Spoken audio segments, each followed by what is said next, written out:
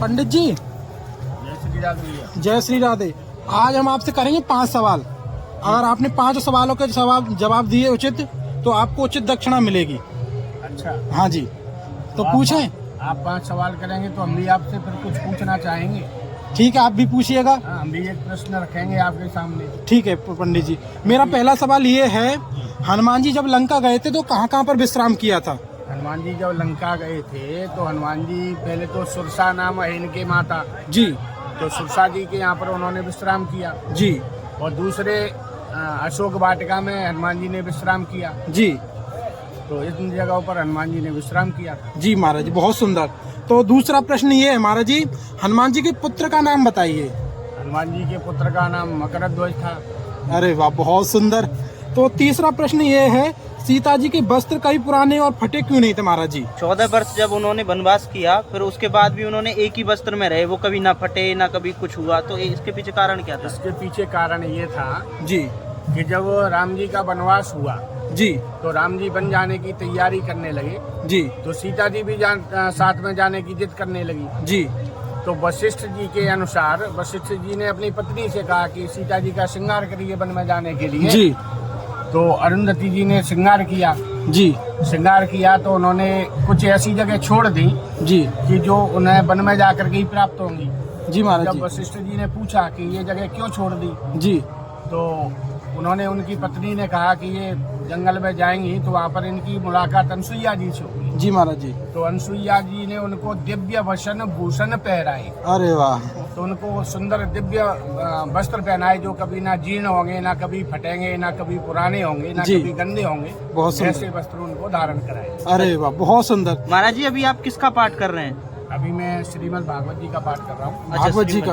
तो महाराज जी, रामायण में कितनी चौपाइयों की संख्या है? चौथा सवाल ये है। श्री रामचरितमानस में जी, 4608 चौपाइयाँ हैं। अरे वाह, बहुत सुंदर महाराज जी। महाराज जी, आपका शुभ नाम पूछेंगे थोड़ा सा, फिर 5वां सवाल आएगा, बहुत कठिन है वो। मेरा नाम श्याम सुंदर शास्त्री है जी, और मैं मूलतः ग्वालियर तो आप भागवत कथा वगैरह करते में हैं? भागवत प्रवक्ता हूँ। अच्छा, तो कुंडली वगैरह भी कुछ देखते हैं? हाँ, मैं कुंडली भी देखता हूँ, कुंडली बनाता भी हूँ। अच्छा, और अच्छा। मेरा एक अनुष्ठान केंद्र भी चलता है ग्वालियर में। अच्छा, अच्छा, तो आपका नंबर हम कमेंट में डाल देंगे। पर 5वां प्रश्न हमारा ये रहेगा आपसे, हनुमान जी का राम जी से प्रथम मिलन कहाँ हुआ था? अच्छा, तो राम जी का प्रथम मिलन हुआ था ऋष्यमुख पर्वत पर। पक्का? पक्का। जो सुग्रीव जी के यहाँ पर हनुमान जी रहते थे, जी, तो राम जी जब वनवास में गए हम्म, तो तब मायावश फिरौ भुलाना, हम्म, ताके नहीं में प्रभु पहचाना। बहुत सुंदर, बहुत सुंदर। तो ऋषिमुख पर्वत पर उनका मिलन हुआ। जी, तो दोस्तों ये होते सच्चे पंडित। आपने हमसे एक सवाल पूछने कहा था। अच्छा, हाँ, अच्छा, तो आप बताएं कि त्रिजटा जी के पिताजी का नाम क्या था? अरे त्रिजटा जी के पिताजी का नाम विभीषण विभीषण था। बहुत सुंदर, बहुत सुंदर। हम यही देखना चाहते थे कि आप लोग पूछते हैं जी। तो आपको जानकारी है भी कि आप वैसे ही पूछ रहे हैं। तो महाराज जी, आप मेरे को एक सवाल का मेरे भी जवाब दीजिए। रावण से विभीषण पूरी रामायण में कितनी बार मिले? रावण से विभीषण, विभीषण जी कितनी बार मिले? हाँ, तो विभीषण जी 3 बार मिले। बिल्कुल सही, सही जवाब दिया आपने। आज तक इसका जवाब कोई दे नहीं पाता। कैसे मिले वो 3 बार, आपको पता है? हाँ, बिल्कुल जी। पता है। एक बार तो जब राम जी के लिए अपशब्दों का प्रयोग कर रहा था रावण, जी, तो विभीषण जी समझाने के लिए गए रावण को कि नीति विरोध न मारे दूता, दूत को बगैर नीति के नहीं मारना चाहिए। जब हनुमान जी महाराज लंका जलाने के लिए गए तो विभीषण जी समझाने के लिए रावण को गए।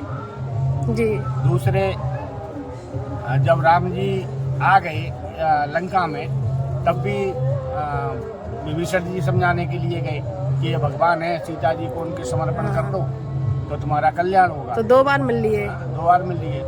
तीसरी बार जब युद्ध हुआ तो युद्ध के समय रावण जब युद्ध करने गया तो विभीषण जी को जब रावण ने देखा जी, तो विभीषण से कहने लगा, अरे तू तो बड़ा कुलघातनी है जी, और तू अपने भाई से शत्रुता करवाता है। जी। तो तब विभीषण जी का युद्ध के समय मिलन हुआ। आखिरी सम्मेलन था।